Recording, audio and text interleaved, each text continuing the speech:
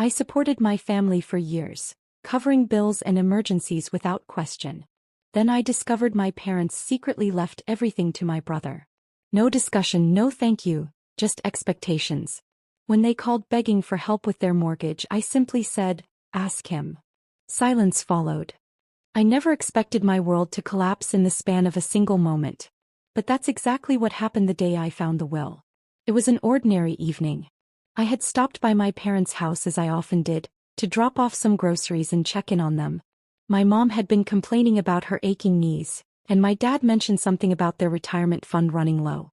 I didn't think much of it. I had been covering their unexpected expenses for years. A medical bill here, a car repair there. It had become second nature. I was in the study helping my father locate some old tax documents, when I noticed the filing cabinet was slightly ajar. It was the old wooden one, the same one I had seen since childhood. Something about the way the papers were stacked messily inside caught my attention. My father had always been meticulous with paperwork. If you enjoy powerful stories that leave an impact, make sure to hit that subscribe button. It's free and helps us continue sharing incredible journeys with you. Now let's dive in. I pulled the drawer open a little more and started flipping through the files. Receipts, old property tax records, some outdated insurance policies. Then my fingers brushed against something thicker, something newer. A manila envelope. The seal had been broken, the top slightly curled from being handled multiple times. Curiosity got the best of me. I slipped the document out and unfolded it. My breath hitched as I read the words at the top. Last will and testament. I felt an odd unease settle in my stomach. I never cared much about inheritances or who got what. I had built my own life, worked hard for everything I had. But something told me to keep reading. My eyes darted across the page, scanning through the legal jargon, searching for my name. It wasn't there. I read it again, slower this time, my pulse quickening. Every asset, the house, the savings, the investments, everything had been left to my younger brother. My fingers tightened around the edges of the paper. My name wasn't mentioned. Not once. Not as a co-beneficiary. Not as a backup. Nothing. A slow, bitter realization began to creep in. I had spent years supporting them. Whenever they needed money, I was the one they called. I paid off my brother's student loans. I covered hospital bills when my dad had his surgery. I had never questioned it. That's what family does, right? That's what a good daughter does. And yet, when it came time to divide what was left, they hadn't even considered me. The room suddenly felt suffocating. My father was nearby, organizing more papers, completely unaware of the emotional war unraveling inside me. My hands trembled as I folded the will and slid it back into the envelope. I forced myself to take a breath. Maybe there was an explanation. Maybe this was an old draft. Maybe they had meant to include me and just forgot. But deep down I knew better. I had spent years believing that my sacrifices were seen, that they mattered. I had been the one who showed up, the one who carried the weight of their struggles, the one who answered every phone call no matter the hour. And yet, in the end, I was invisible. A familiar ache started to creep in. The same ache I had felt as a child when my brother got all the praise while my efforts were overlooked. The same ache I had felt when my needs were always secondary to his. The truth had always been there, lurking beneath the surface, but I had ignored it. I had convinced myself that if I worked hard enough, gave enough, they would see me. That I would eventually be enough. But I wasn't. They had made their decision, and that decision was final. As I stood there, staring at the drawer that now held a truth I couldn't unsee, memories started flooding my mind.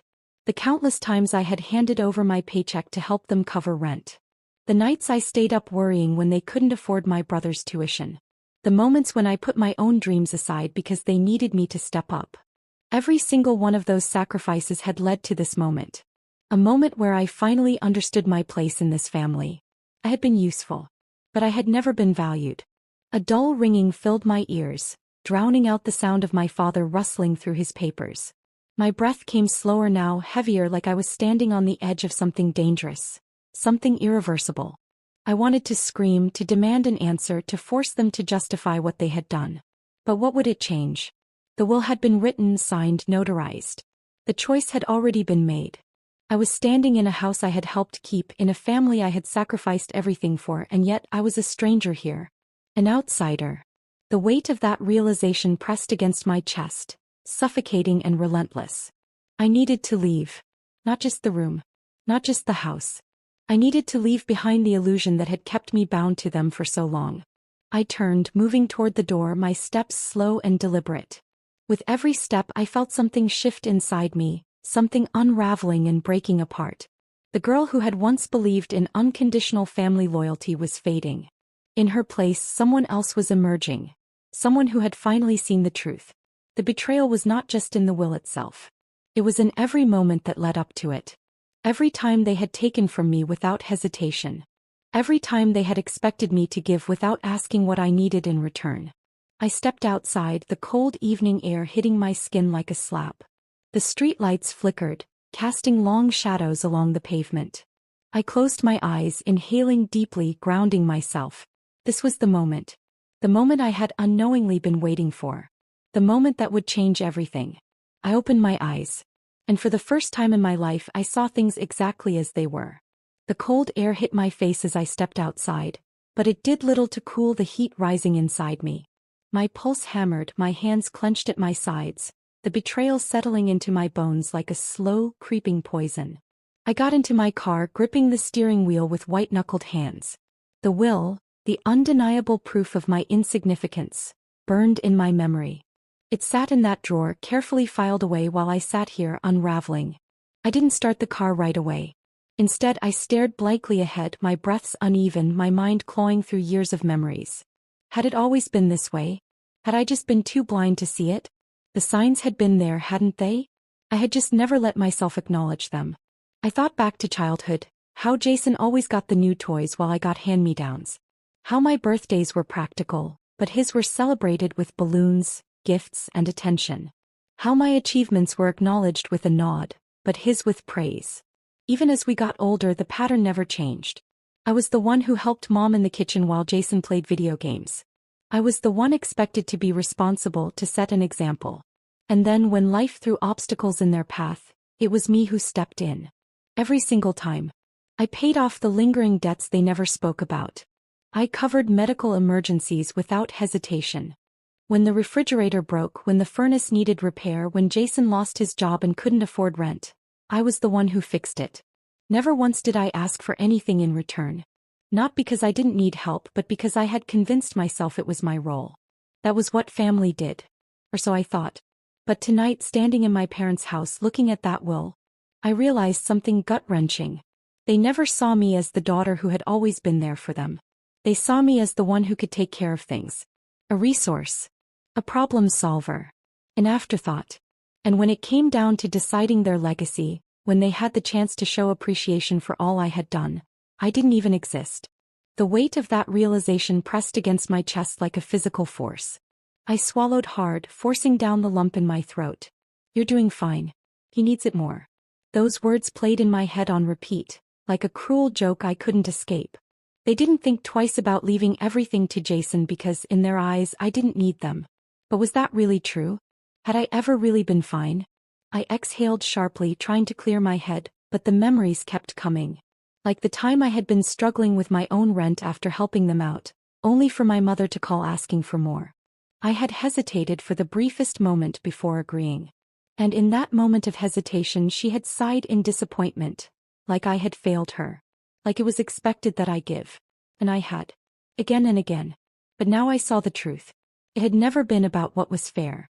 It had never been about gratitude or love. It was about convenience. The thought made my stomach churn. I finally started the car, pulling away from the house that suddenly felt like a stranger's home. I should have felt relief driving away, but all I felt was a deep, consuming hollowness. I had spent my entire life trying to be the daughter they could rely on. Trying to prove that I was good enough, that I was worthy of their appreciation. But I had never been their priority. And I never would be. Tears pricked at my eyes, but I blinked them away. I wouldn't cry over this. Not now. I needed clarity.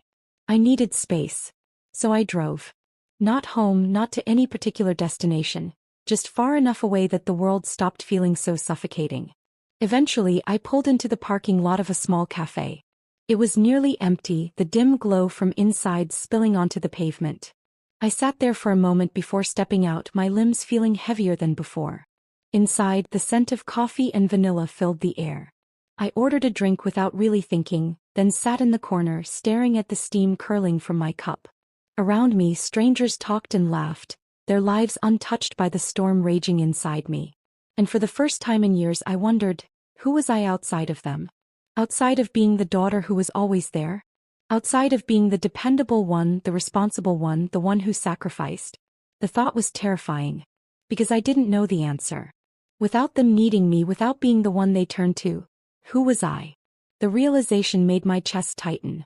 I had spent so long being the caretaker, the provider. I had spent so long pouring everything into them. And they hadn't even considered me. I wrapped my hands around the cup, absorbing its warmth, grounding myself in reality. I couldn't change what had happened. I couldn't rewrite the past. But for the first time I saw my future differently. Maybe I didn't have to be the person they expected me to be. Maybe I didn't have to keep proving my worth to people who had already decided I wasn't enough. Maybe, just maybe, it was time to stop giving. The thought sent a ripple through me, something I wasn't used to. A shift. A quiet, unfamiliar strength. They had taken me for granted for years. But they wouldn't anymore. I took a slow sip of my coffee, staring out the window at the empty street beyond. Somewhere out there, a life existed that wasn't defined by obligation. A life where I wasn't just an afterthought. And for the first time I wondered if that was the life I was meant to live all along. I sat in my car outside my parents' house, staring at the familiar front door, my fingers clenched around the steering wheel. The same door I had walked through countless times, bringing them groceries, fixing their problems, cleaning up messes that were never mine. But tonight everything felt different. The weight of what I had discovered pressed down on me like an anchor. I wasn't here to help this time. I wasn't here to be the daughter who always showed up. I was here to demand answers. I stepped out of the car, inhaling the crisp evening air, and walked up to the house. My hands were steady, but inside a storm raged. The betrayal still sat fresh in my chest, sharp and unforgiving. I had spent days replaying the moment I found the will, dissecting every excuse I had ever made for them. No more excuses. I knocked once before pushing the door open. The scent of home-cooked food filled the air, but for the first time in my life, it felt foreign, like stepping into someone else's home. The sound of laughter drifted from the dining room. My mother's voice, light and cheerful. My father's deep chuckle. And my brother, the one who had everything handed to him, the one they had chosen over me. They were celebrating something. They were happy. My stomach twisted. Of course they were. Their golden son had been taken care of. Their plans had fallen perfectly into place. I stepped into the dining room.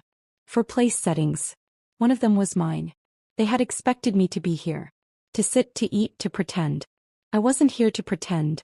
All three of them looked up at me as I walked in. My mother's face lit up. "Oh honey, you're just in time. I made your favorite." I pulled out a chair and sat down, my movements measured. The room fell quiet. My father's fork clinked against his plate as he set it down. My brother leaned back in his chair, watching me with mild curiosity, like I was a problem to solve. I let the silence stretch. Then finally I spoke. "Tell me," I said, my voice calm, controlled. "How long have you known?" My mother blinked. "Known what, sweetheart?" I stared at her. "About the will." The air shifted.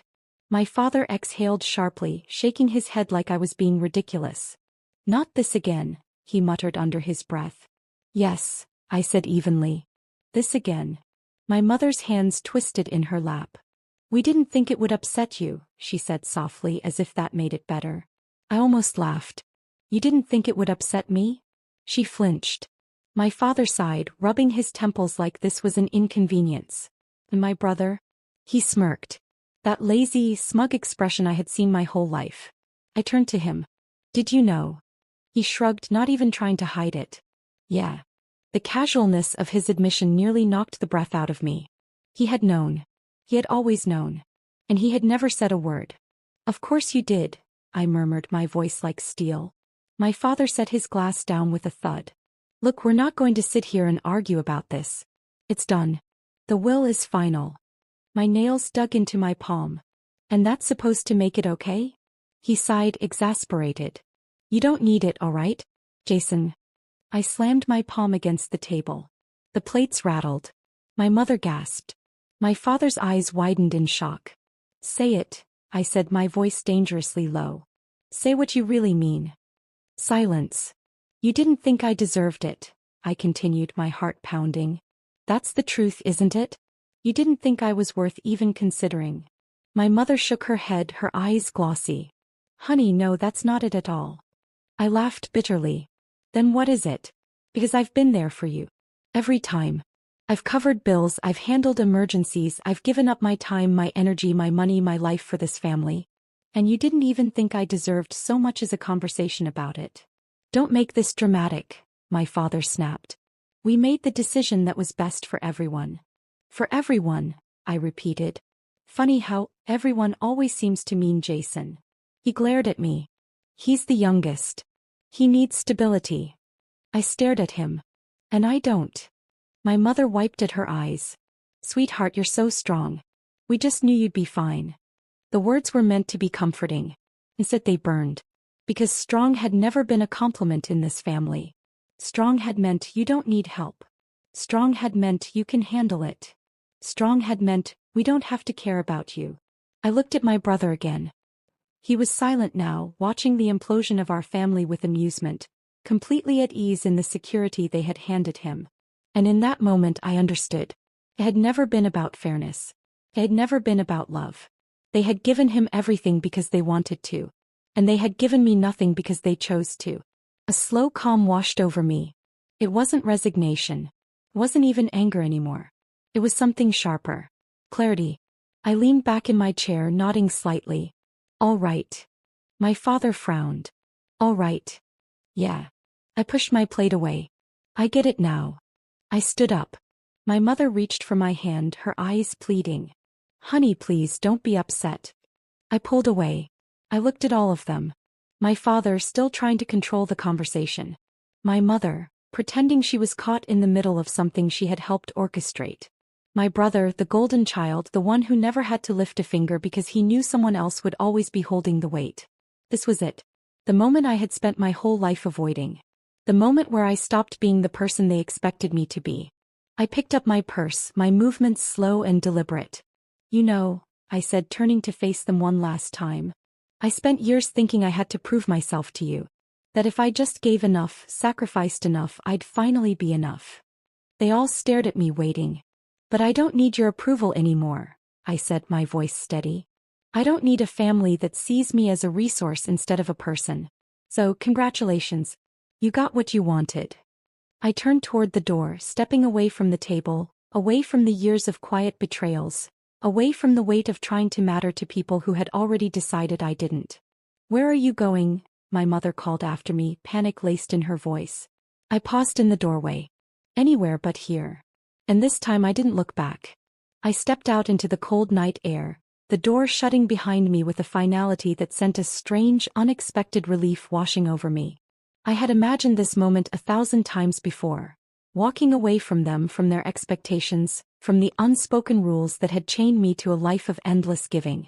But now that it had actually happened, I wasn't sure what came next. The street was quiet, my car sitting under the dim glow of a street lamp, the engine still warm from when I'd arrived. I slid into the driver's seat, gripping the wheel, letting the silence settle in around me. My heart was still racing, my body still humming with the adrenaline of confrontation. For the first time in my life I had said no. No to being their crutch. No to being the one who always fixed everything. No to being invisible. Felt powerful. But it also felt foreign. As I pulled out of the driveway, I expected a rush of guilt to hit me. The familiar weight of obligation, the nagging voice telling me to go back inside, to smooth things over, to make them comfortable again. But it never came. Instead, all I felt was emptiness. The quiet, aching kind that doesn't come from loss, but from realizing something was never really yours to begin with. I drove without direction, just letting the city lights blur past me, the hum of the engine grounding me. My mind replayed every second of that dinner, every dismissive word, every excuse they had made. You'll be fine. They had built their lives on that assumption. That I would always be fine, that I would always find a way to handle things, that I would never break. But they had never stopped to ask if I was fine. No. Now they were about to find out what life looked like without me. Days passed. Then a week. And I didn't hear from them. At first, I wondered if they were just waiting me out, expecting me to come crawling back like I always had. I could picture my mother's worried whispers, my father's gruff dismissal, Jason's smug certainty that I would fold. But I didn't. For the first time in years, I let myself exist outside of them. I went to work, I spent time with friends, I picked up hobbies I had abandoned long ago. And slowly I started to breathe again. Then on a quiet Sunday morning my phone rang. I almost didn't answer. But something in me wanted to hear it. Hello. There was silence on the other end for a beat too long. Then my father's voice. Stiff, hesitant. We need to talk.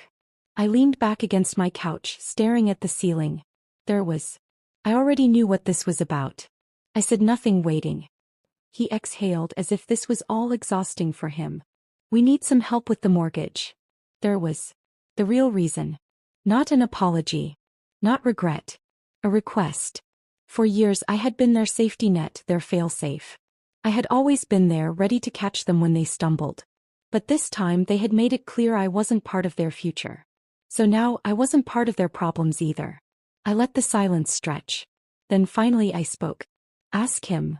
The silence on the other end wasn't just empty. It was weighted. A sudden, gaping void where all their expectations had once lived. I could hear my father processing it, could almost see the way his jaw would be tightening, the way his fingers would be drumming against the table in frustration. You don't have to be like this, he finally muttered. Like what? Like them. Like the people who had dismissed me, cast me aside, made decisions about my life as if I didn't matter? Well, I didn't have to be anything anymore. For the first time, I didn't have to prove that I was worthy of consideration. Because they had already decided I wasn't. And now they were the ones feeling the loss. I took a slow breath, steadying myself.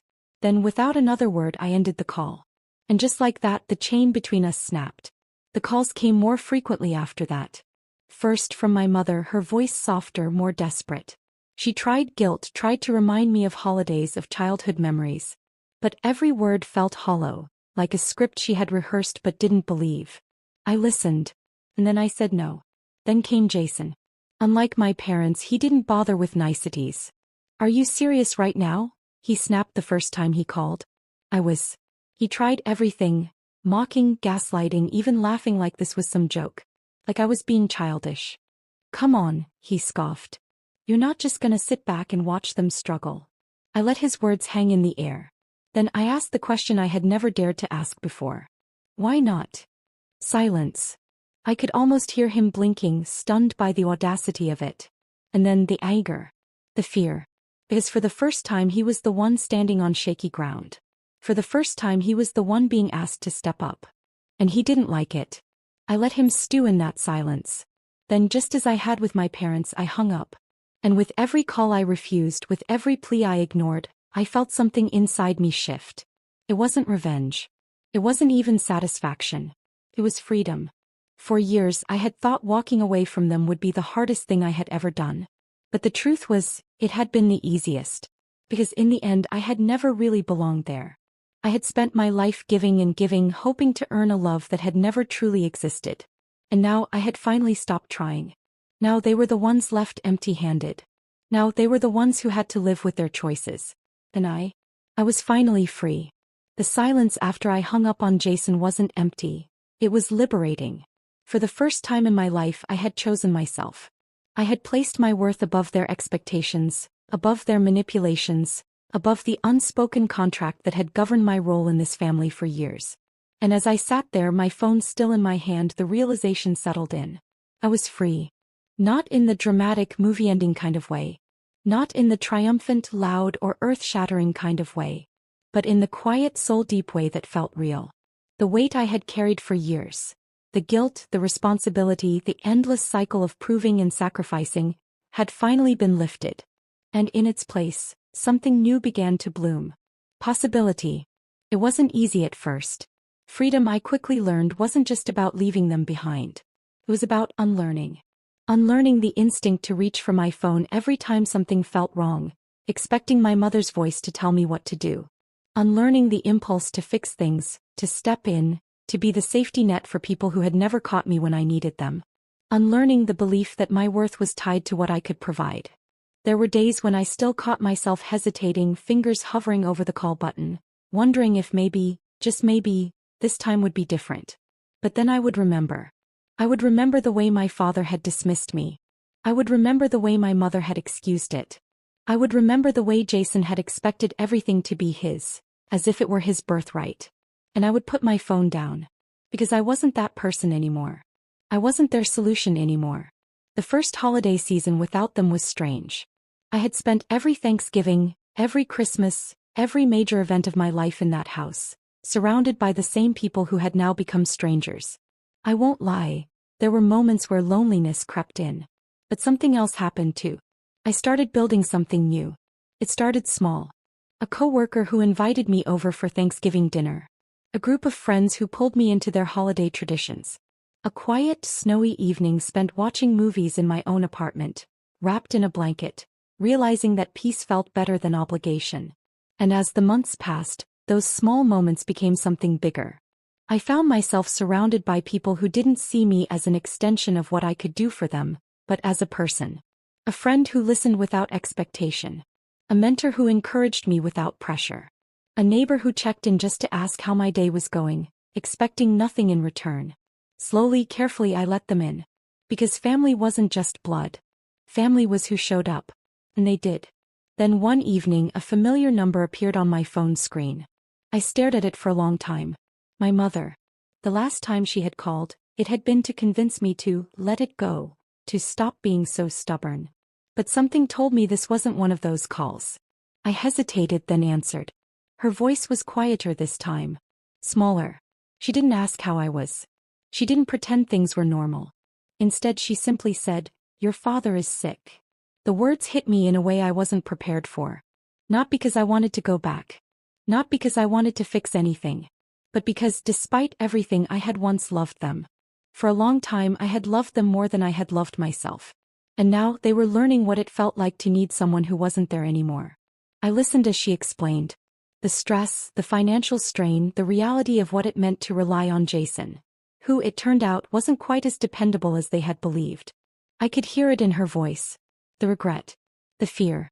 For the first time they were the ones left uncertain, left waiting, left hoping for help that might not come. And in that moment I made a choice. Not for them. For me. I took a breath and with no anger, no resentment, no lingering need for revenge, I said, "I hope he gets better." And then for the last time I let them go. That was the moment I truly knew I had won. Not in the way Jason had always thought of winning.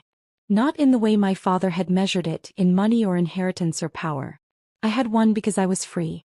I had won because I had built a life that wasn't dependent on their approval. I had won because I had created something stronger, something real, something they could never take from me. My own happiness. My own peace. My own family. The next holiday season I was surrounded by people I had chosen. Not ones I had been obligated to. Not ones who had expected me to sacrifice for them. People who loved me because of who I was, not because of what I could do for them. And as I sat there, laughter ringing around me, warmth in my chest, I realized something else. I hadn't just walked away from them. I had walked toward something better. And for the first time in my life I was exactly where I was meant to be.